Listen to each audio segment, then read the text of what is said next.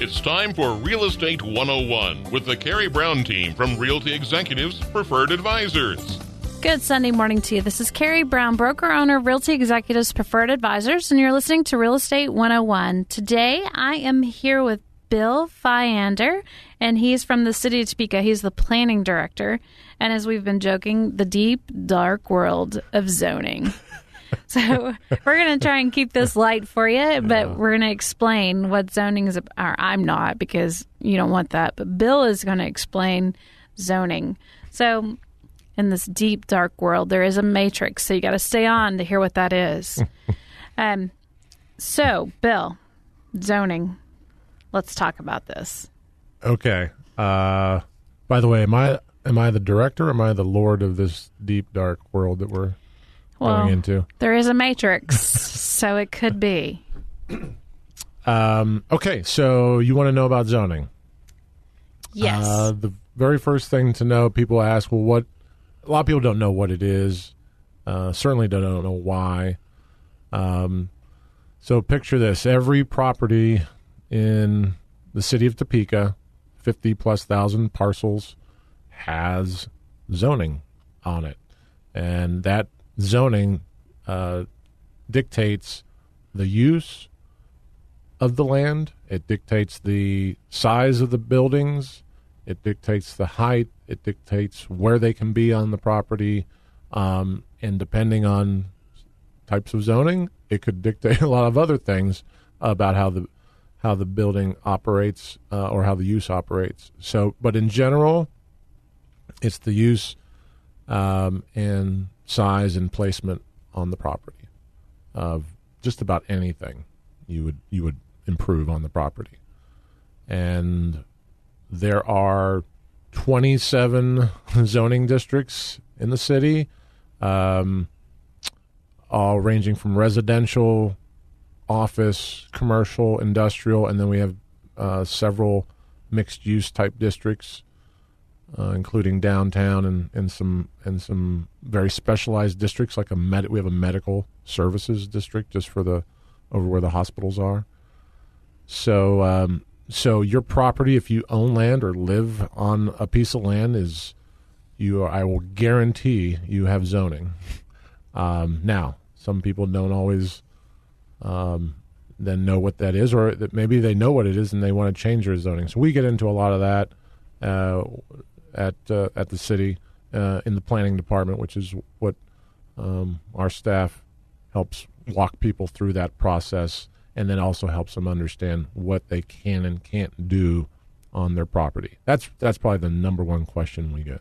What can I do? Can I do this? And so that's kind of where that's our launching point for the deep, dark world. And as we were talking about before we got started, people typically only really find a time where they care about it maybe once, and it's usually whenever they're needing to zone something differently. So, like, say, for instance, you're wanting to build a subdivision and it's currently agricultural land. Mm-hmm. Well, obviously, you have to get that rezoned. Mm-hmm. And yes, it does matter because you can't build on something that you don't get zoned correctly. So let's talk about the process. Sure. Because, it's the same thing with buying houses. You don't do it every day. Mm-hmm.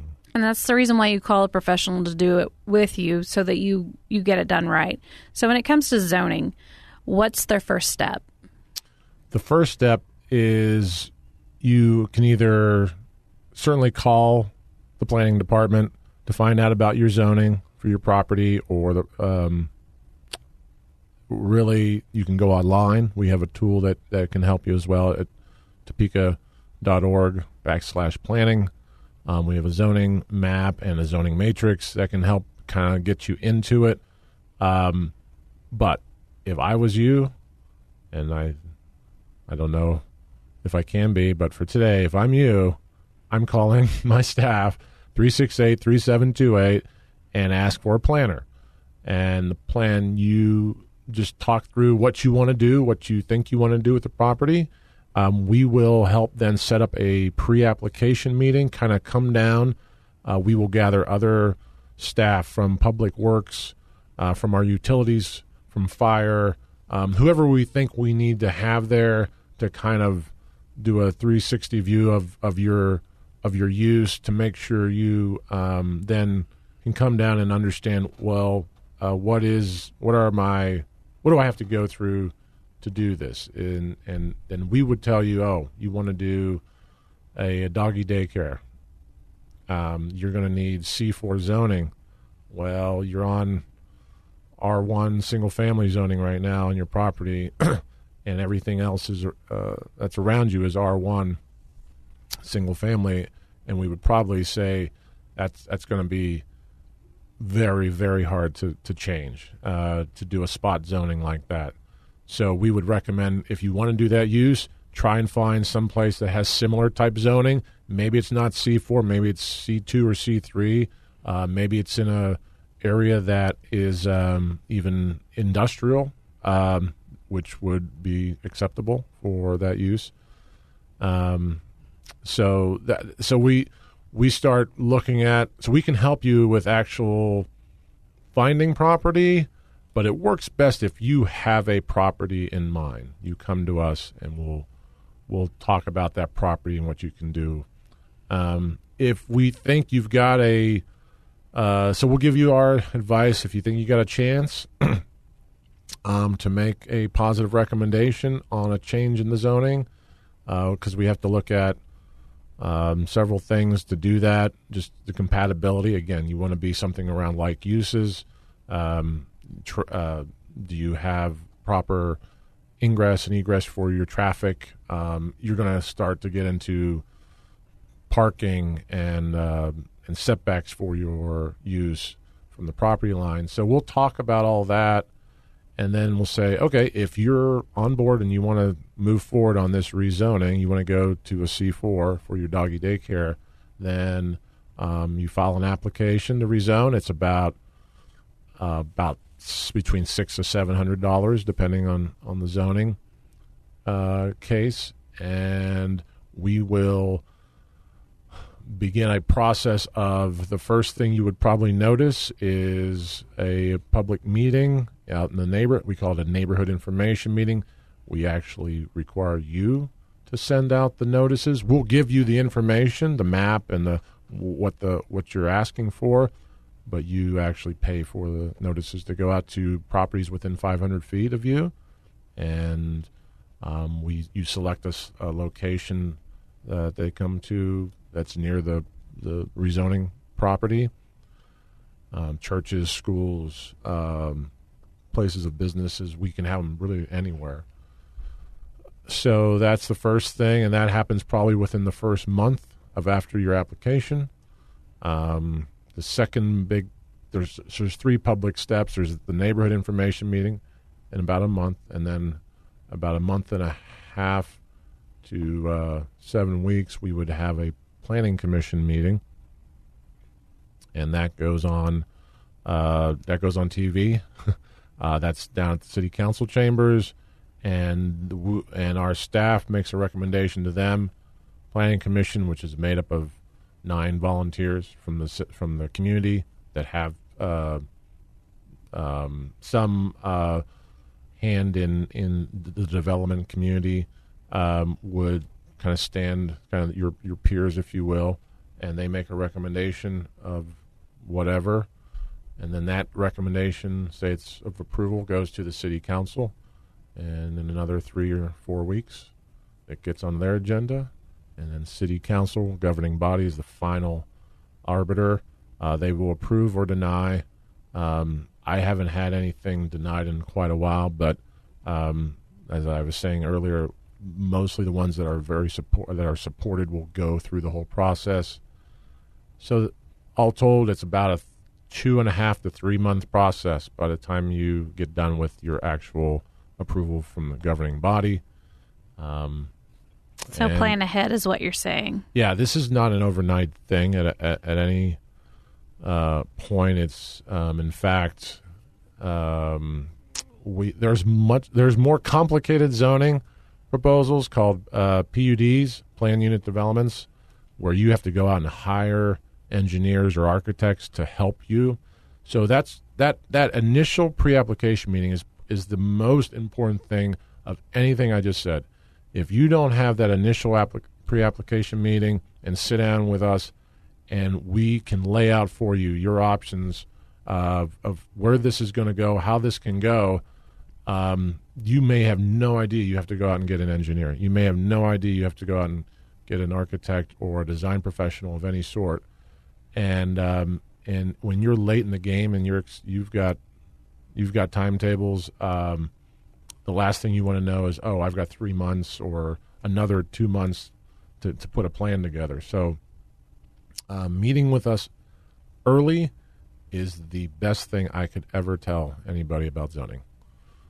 And in case you missed it, the phone number to get a hold of the planning department is 785-368-3728. So be sure and get a hold of them. You can also check them out on the website at topeka.org/planning. Whenever he came in today, he came in with this 2-inch thick binder and said, here's the rules. We're not going to put you guys through that. But again, like he said, this applies to us as far as real estate is concerned. We always have to make sure that it's zoned correctly. Our title has to be good. Otherwise, they won't give you money to loan on it. It has to all tie in. So it's very relative to our world as far as real estate's concerned, which in turn to the public, it matters to you because you don't want to be living in a subdivision and all of a sudden you have 35 dogs in the neighborhood, because they bark. They're cute, but they do bark. And, there are certain establishments that you don't necessarily want around the corner from you either. So as a community, zoning is important. It affects everything that we do, and it affects our property values. If I may, yeah, you just hit the nail on the head. Because people do ask, well, why do we need this regulation? And quite honestly, it's for the protection of the community, and quite honestly, the property values is probably at the top of that list. As a community, we depend on to be a prosperous community on property values continually increasing over time. Nobody wants their property value to go up too much. We have to pay taxes on it. Yeah. Exactly. But nobody, I guarantee you, nobody wants their property value to go down because somebody did next door to them or on the block that decreases property value. So we zoning stands as sort of that insurance for property values throughout the community, and without it, a lot of things would end up occurring that may not be compatible with your use and your livelihood and your enjoyment of your property. And so that's the other flip side of it. We get people that want to rezone, but we also get people who say, hey, what about this guy doing this next to me? Can he do that? Is that legal? And so we get into a lot of, you never see a zoning case amount from it, but you might see some enforcement of the zoning code as well. Absolutely. And there really isn't any other regulation other than maybe homeowners associations that say, no, you cannot have chickens in the neighborhood. If you wanted to listen to a rooster crow first thing in the morning, you'd probably live in the country. You wouldn't want to live in the middle of a subdivision that's going on. So all of this is very relative to you as the consumer because if you own a home, you want to keep its value and you want to be able to enjoy where you live. So I live across from a dairy. I bought it knowing I live across from a dairy, and in the summertime it might smell a little, but we also are very quick to be able to go get our milk. So, there are the pluses and then there are the minuses, but we knew going in that that's where we were buying. So it's important to understand all of this. So back to the deep, dark world of zoning. So whenever you go in and you've got 2 to 3 months worth of a process and you have to do that mailer, is there proof that has to be provided that they sent out the mailer? Is that a part of it? We send you the addresses. To this day, I don't know that we have asked for any proof that actually it went out. So you may have just had given everybody a loophole there to think about. No, we're on the we're on the honor system somewhat in that case, but I don't know that anybody wants to not do that. You want to know what people are thinking. You want to educate people up front. Your neighbors that you're going to be putting. You may have heard we had a kind of a big zoning case a few months ago with the Reese's plant out on Croco and East 6th. That is a zoning case on steroids, but that was people were not going to be happy, and yeah, they could have not sent out notices, but that would have been kind of contrary to understanding what their concerns are. They hear the concerns, staff hears the concerns, we can address those.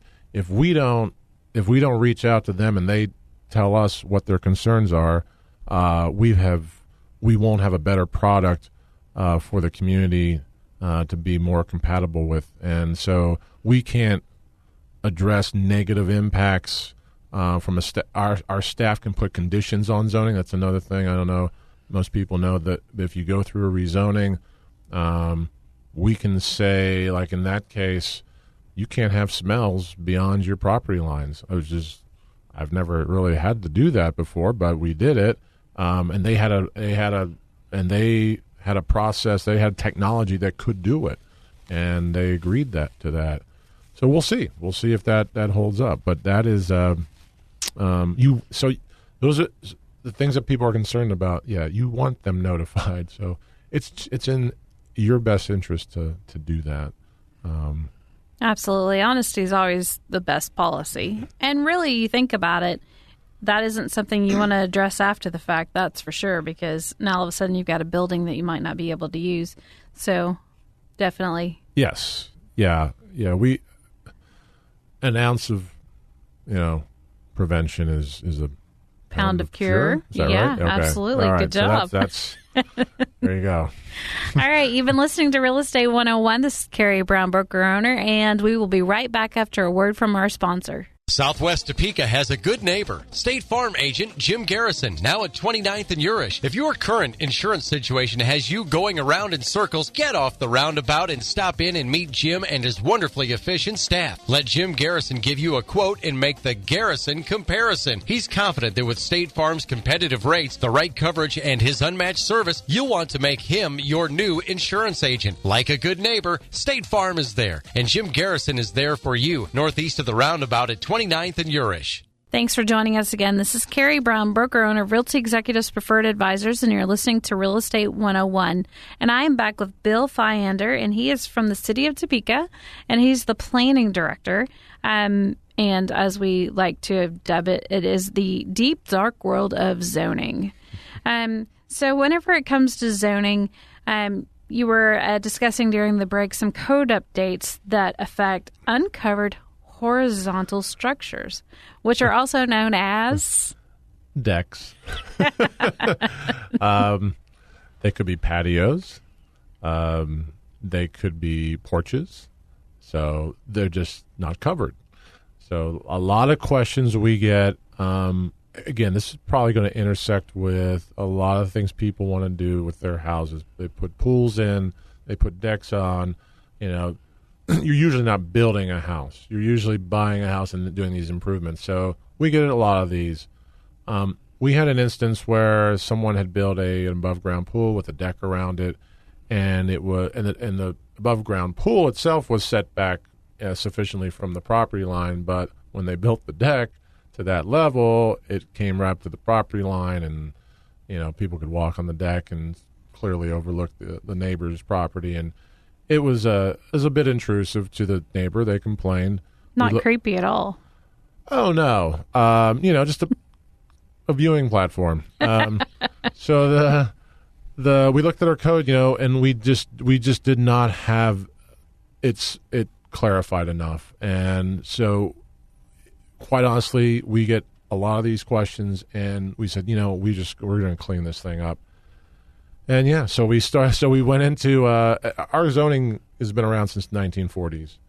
Most of our zoning code was updated in 1992, probably the last big one, and then we did a few years ago. So our update, we are continually updating this thing. So this update had, if you're just doing flat work, you're just doing a patio, it's concrete, you're not subject to any sort of setbacks from your property lines. If you are if you're doing a little bit of a rise and a kind of an on-ground deck, less than 30 inches, again, you're probably not going to be subject to any sort of setbacks. When you start to rise above the 30-inch mark, then we start to get in. Then you start to act more like, and it's attached to your house in particular. Then you start to act more like your house, which has setbacks from the property line. So at each level, as you go up in height of that horizontal structure, you just need to keep that in mind, that the higher you go, the more you're going to have to set back from your property line. So give us a call, 368-3728. We'll help you through that. And before the contractor gets out there and starts doing his work, you have an understanding of maybe how far that can go out into your yard. So you don't become like a peeper or anything strange. You don't want to be a peeper. No peepers. Nope. Okay, so let's go. Anti-peepers. Okay, so let's talk about signs. You were just discussing signs, and that's very relative to businesses, and also the difference between homeowners that are using their home as a business and the parameters and all of that. So when it comes to signs and things along those lines and how that affects the consumer itself.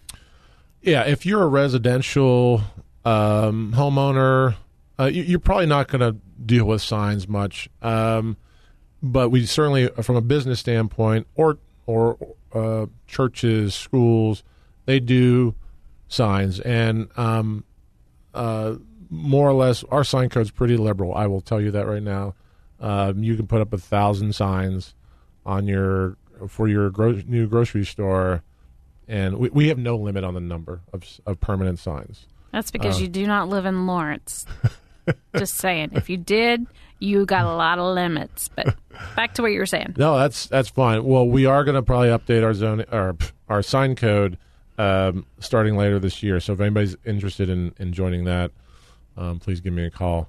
But our signs are more along the, people want to know more about the temporary signs and how many they can have. And so the general rule of thumb is 1 temporary sign per property.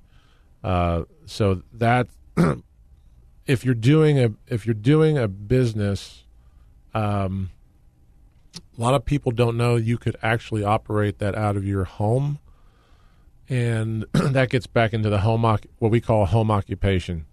There's a permit required, home occupation permit, for you to legally operate your business out of a residential district or your home as an owner occupant of that home. You can't use your you can't use accessory structures and your garage for the business. So if you're, for instance, we get a lot of these people are running car repair shops in their either backyard or their home, and those are generally not what I'm talking about. Those would be a no-no. If you're doing it, for your family and for your friends, and you're getting money, that's probably a business. So that's probably a no-no. But if you're just doing, we have people selling, stuff on eBay, or doing lessons for music lessons. They're doing, I've seen massage therapists. We've got people who are doing any or just normal office work, they're accounting, whatever, but they're using part of their house for that. I think it's up to 20% of square footage of your house you could use, and you can't sign it. You can't put signs outside, and you can't. I think you're allowed up to, nothing abnormal for a residential area. So if you have a lot of people coming in and out, it's probably not going to work for a home occupation permit. But if it's pretty benign and nobody really knows, there's one trip during the day, a couple trips during the day that are coming to and from your house for your business, it could work. So give us a call. and that may save you needing a rezoning somewhere else for your business.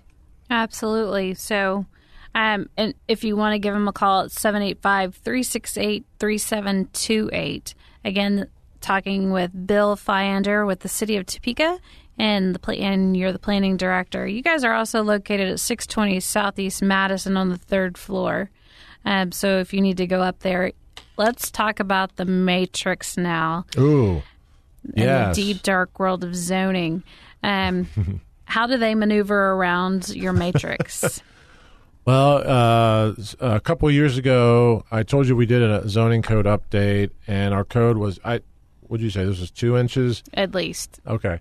So, well, the other code was 3 inches. Let's put it that way. And so they downsized the manual.